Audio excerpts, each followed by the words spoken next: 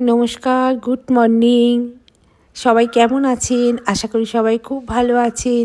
আজকে ভাবলাম একটুখানি ভাঙা আলুর তরকারি করি, তো টিফিনেতে সবাই খাবে আর টিফিনও দিয়ে দেব। সেই জন্য একটু ঘি দিলাম, একটু পাঁচফোড়ন দিলাম। এই তরকারিটা না সাউথে খুব বিখ্যাত, তো ঘি ফোড়ন দিয়ে দিলাম, একটু কারি পাতা দিয়ে দেবো সাথে। কারি পাতাটা দিলে তরকারিটা খেতে খুব টেস্টি হয়, ভীষণ টেস্টি হয়। এর সঙ্গে না উড়দ ডাল ফোড়ন দিলে ভালো হয়, একটু হিং এর সঙ্গে দিলে আরও ভালো হয়, কিন্তু আমি হিংটা খুঁজে পাচ্ছি না, তাই জন্যে দিলাম না। আর উড়দ ডালও ভেজানো নেই, তাই দিলাম না। এবার আলুটা কেটে রেখেছিলাম, ভিডিওটা বড় হয়ে যাবে বলে আলু কাটাটা আর আপনাদের দেখাইনি। সেই জন্য আলুটা কেটে ধুয়ে আমি এর সঙ্গে দিয়ে দিলাম। এটা ওটা ফোড়ন দিয়ে আলুটা পরে দিলাম। এই তরকারিটা খেতে খুব ভালো হয়, সাউথ ইন্ডিয়া এটা খুব ভালো চলে আর কি। একটু নুন আর একটু চিনিও দিয়ে দিলাম। একটু নুন চিনি, কোনো মশলা যায় না, একটা কাঁচা লঙ্কা, এটা ঝাল বেশি হয় না। একটু আদা বাটাও দেওয়া যায়, কিন্তু আদা বাটাটা শেষের দিকে দিতে হয়। আমি আদাটাও বাটা নেই বলে আর দিলাম না, হাতের কাছে ছাড়ানো নেই আদাটা। একটা টমেটো দিয়ে দিলাম, দিয়ে একটু সামান্য কড়াইয়ের মধ্যে কষিয়ে তারপর জল দিয়ে দেবো। এই তরকারিটা বানাতে 5 থেকে 7 মিনিট টাইম যায়, তরকারিটা হয়ে যায়। তাই এই তরকারিটাই আজকে বেছে নিলাম, কারণ অনেকটা দেরি হয়ে গেছে। আর এই তরকারিটা খেতেও ভীষণ ভালো হয়।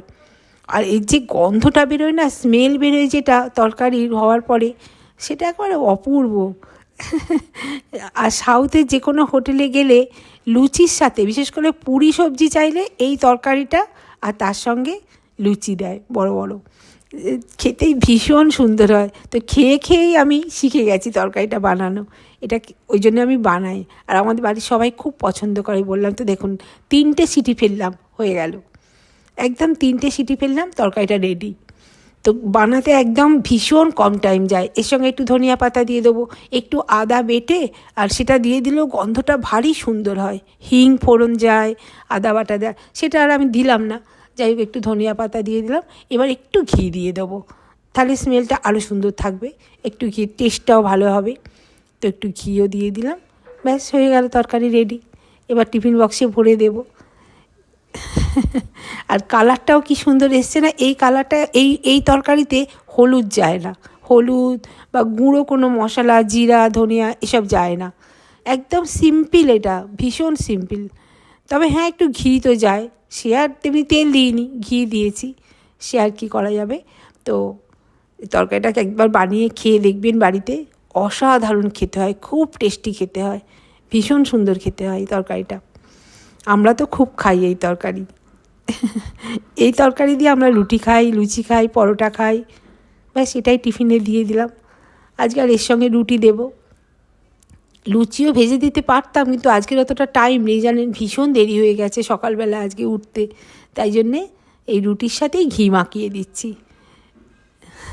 আর রুটিটা একটু ফয়েল করে দিচ্ছি, কারণ যদি টিফিন বক্সে দিই তাহলে কী হয়, রুটিটা ঘেমে যায়, তখন আর কেউ ঘামা রুটি লাস্টের দিকটা ওরা খায় না, ফের নিয়ে চলে আসে বা ফেলে দেয়। ফয়েলে দিলে আর কোনো কিছু হবে না, তাই ফয়েলে দিয়ে দিলাম। এই রুটি, সবজি বলতে এই সবজি, আর একটু ফ্রুটস দিই, আজকে ফ্রুটসও কিছু নেই কলা ছাড়া, তাই একটু কলাই